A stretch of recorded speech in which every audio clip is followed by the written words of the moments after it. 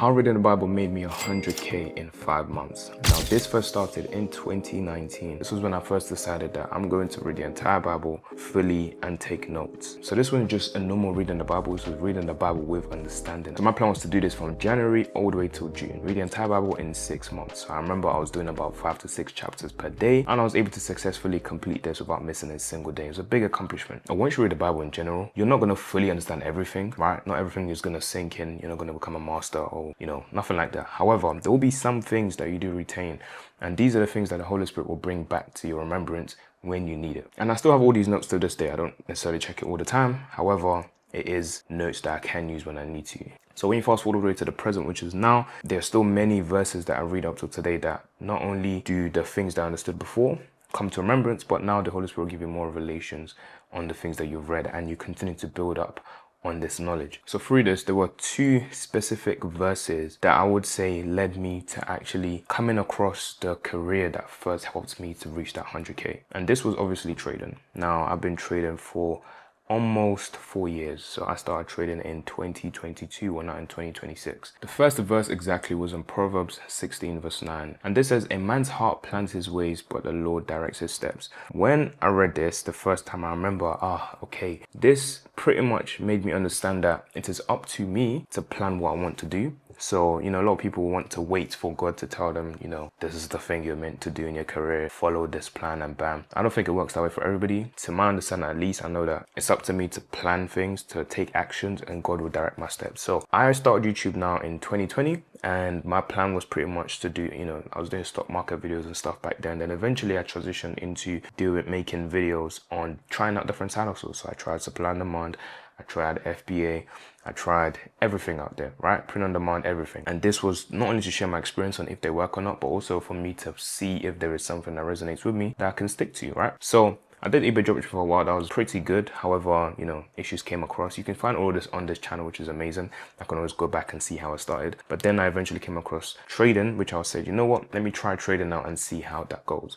So this is my part in me pretty much planning my path, trying out different things, testing things, and God will do his part of actually directing my steps, which is what he did, right? I was trying out different side hustles to try to be successful at something. God was the one that was making me try things and leading me and bringing helpers along the way for me to eventually try out trading, for me to eventually go through the failures and everything else. However, it was up to me to actually put in the effort and actually try these things out and actually do them in the first place and make the plans, and this is what I'm going to do today, and actually follow through, not just say things but actually do them. That was the first verse.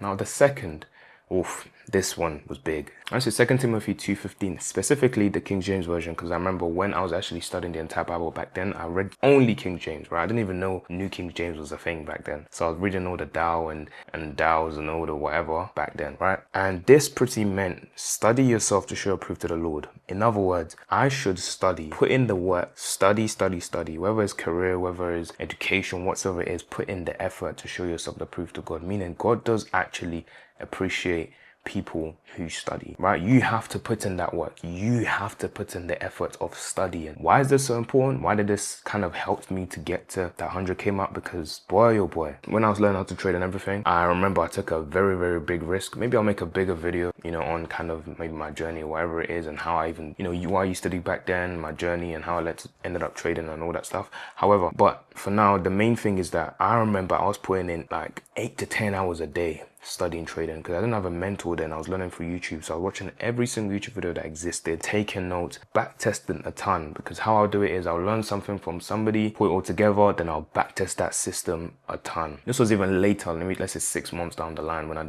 I eventually realized what back testing was. I'll back test a ton, I'll full test a ton. Full testing meaning I was doing this on a live market, but I needed to do this long enough to gather enough data so that it wasn't working. I was losing a ton of money back then, but God was definitely helping me. I'm telling you, God orchestrated my steps fully, because I also didn't go to university outside London because I wanted to save money to eventually invest into things and use that to figure things out. So it's like all of that, God was already preparing that for me. Who knows, right? I didn't know this at that time. However, the money I was saving, it was all for a purpose, but I didn't know that. Anyway, to stay on point, I was studying a lot, right? This scripture helped me to keep going and studying because I just believed fully, wholeheartedly, with all faith that if I continue to study God, I'm doing my bit and I know God will do his bit. I just trusted God so much that if I do my part, God will do his part. God, you can see me studying, you can see me putting in the effort, you can see me working hard at this, you know, God will do his bit. That kept me going, man. I was doing this, when I mean for years straight, day after day after day after day. There's times I'll get back from church, you know, fire night, get back at 3 a.m. You see me studying from 4 all the way to like 8 a.m. Now my wife now was also saw me during this process. It was incredible, but the word of God was what kept me going, because at this point I wasn't seeing results. I wasn't making any money that much, right? I was losing it.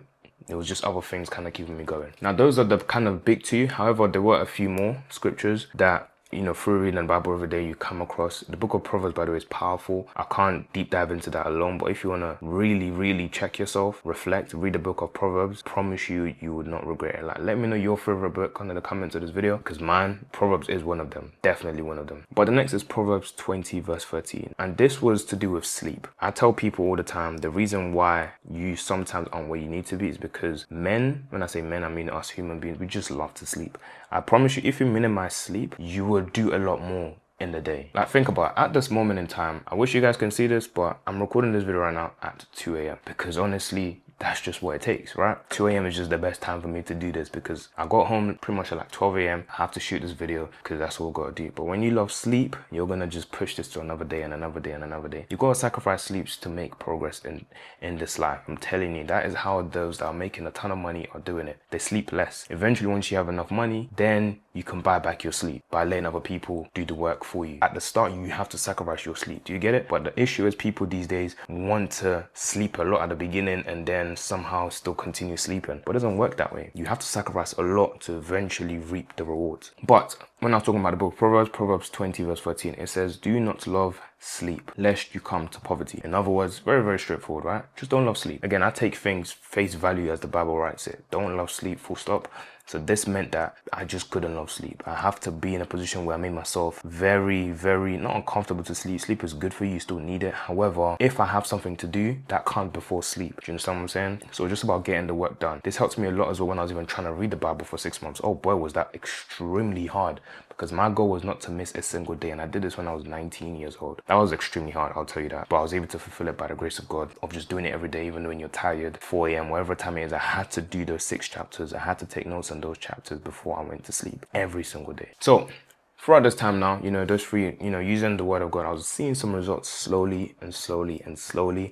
And then there is the massive, if there's one, and from this entire video, it will be this one, this next one. This here, I wholly and full-heartedly believe that this was the key to helping me to make 6 figures in such little time. I think it's such little time anyway. I mean, by the grace of God, that was able to happen. I'm not saying I'm a big fish or anything, but this was in the book of Malachi. Very niche one, I know. Malachi 3 verse 10 says, bring all the tithe into the storehouse, that there may be food in my house, and try me in this, if I will not open the windows of heaven and pour out for you such blessings that there will not be room enough to receive it. Oh, brother. Now that verse right there, when I came across that, which is somewhat recent actually, my pastor actually read that and I was thinking, bro, why have I never ever seen this? That did something to my heart, and I realized, okay, God said, try me in this. And this is speaking about tithe. Tithe is pretty much giving God what belongs to him. In my opinion, all the money I have belongs to God anyway. God is just helping me. I just have it to manage it for a good purpose, right? There's something about giving God what already belongs to him. So tithe is just giving a minimum of 10% back to God, pretty much, right? However, you have to be diligent in this and never miss it. But I then realized, this helped me realize that even 10% is not even enough. And this is God money after all. So by the grace of God, I felt zealous to give more, no matter how hard it was. Because when I was even learning how to trade and how difficult it might be, it's very tempting to just say, I can't lie, I ain't got this 10% to give, right? After tax and everything, chops and bills and life and everything's going on, now you got to give another 10%. And I would like to say, like, the higher you earn, the more 10% seems to be more of an issue. Think about it, right? You earn 100K, now you got to give 10K, give 10K. You see what I'm saying? Like, it sounds a bit crazy. So it was definitely a thing that I had to stand strong on, that word of test me now in this. And giving back to God, giving to people was probably the best thing. I'm telling you, this was definitely the secret, because when you bless God, God will bless you back. It literally says it, right? God's words do not fail. Like, he doesn't say things and not do them. Test me in this. And it speaks about how he'll pour out such blessings. Now, a lot of people believe that, you bless people today, tomorrow you reap the rewards. No. Secondly, you don't bless people or even bless God, if you can, to reap rewards. I'm not doing it in my heart to, God, I'm going to receive more from you tomorrow. No, I genuinely do it wholeheartedly, regardless of the rewards that God might, bless me from it or whatever the case is. Plus, he might not even bless you today. He might bless you in 10 years time. You don't know when that's going to happen. However, I'll tell you for a fact, giving back to God, If there's one thing you can hold and take on from this, it'll be that. It'll be Malachi 3 verse 10. I hope this was of some encouragement to somebody. It was definitely to me, at least, for me to at least reflect on it. So we thank God, we give glory to God. Thank you guys for watching this video. Subscribe for more, and I'll see you guys in the next one. Peace.